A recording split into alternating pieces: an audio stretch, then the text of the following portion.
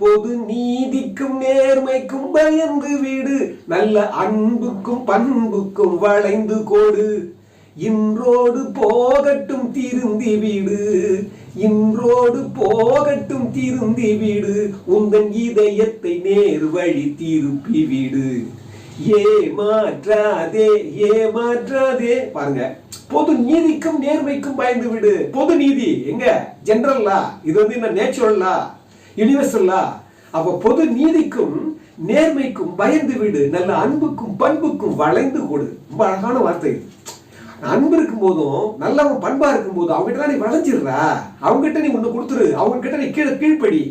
என்ன அர்த்தம் தெரியுங்களா? அது நல்ல அன்புக்கும் பண்புக்கும் வளைந்து கொடு. இன்றோடு போகட்டும் திருந்தி வீடு. சரி, தப்பதான் நடந்தாலும் பரவாயில்ல, அதை விட்டுரு, திருந்திக்கோ. வாழ்க்கையை அனுபவம் பண்றது என்ன? தவறுகளை செய்து நம்ம பாடம் கத்துக்கிறது தான். அதனால திருத்திக்கு பரவாயில்ல.